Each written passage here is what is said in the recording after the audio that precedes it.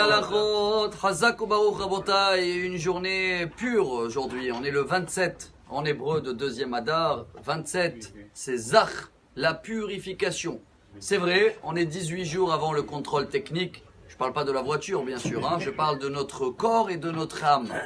Et pour cela, il y a des préparations à faire avant Pessah, qu'on a déjà commencé, je pense, chacun de nous.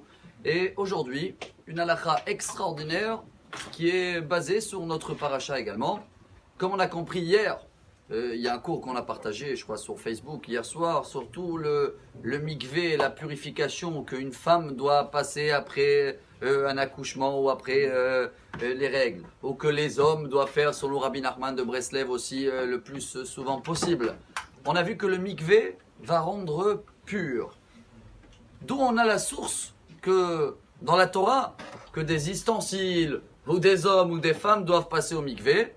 Et ce sera pareil pour nous aujourd'hui, les règles pour cacheriser toute la vaisselle qu'on va vouloir utiliser pour Pessah.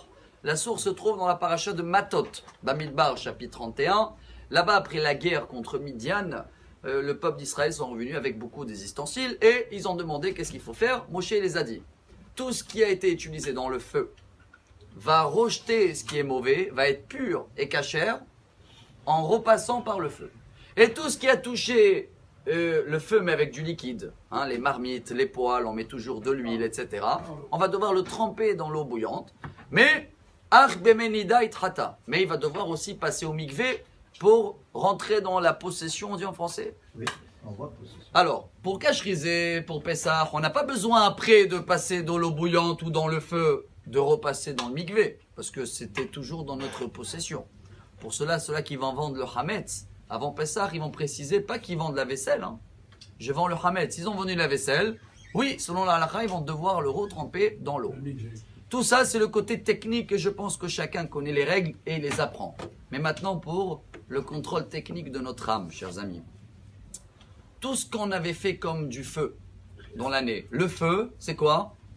L'orgueil, la colère. Si on veut être cachère les Pessah, si on veut enlever, avoir une bonne ségoula, de ne pas se mettre en colère, sachez que dans ces 18 jours qu'il arrive jusqu'au contrôle technique, on va avoir des moments où on va essayer de presque se mettre en colère. Si on se retient, on a nettoyé tout le feu, tout le colère et tout le hametz qu'on a avalé dans l'année dans la colère et dans l'orgueil. Et l'eau, c'est quoi? Il dit le Tanya, dans le premier chapitre.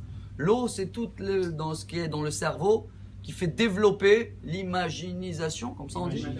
Tout ce qu'on imagine, comme l'eau, ça fait pousser des plantes. Alors tout ce que je pense, des mauvaises pensées, des pensées étranges, où je les imagine, et des choses qui ne sont pas bonnes, comment on va pouvoir se purifier et devenir cacheur les Pessah? À partir d'aujourd'hui, dans les 18 jours qui nous restent, chaque fois que je vois qu'il y a des pensées étranges, je me rappelle, non, c'est pas des pensées étranges, c'est moi qui les laisse rentrer.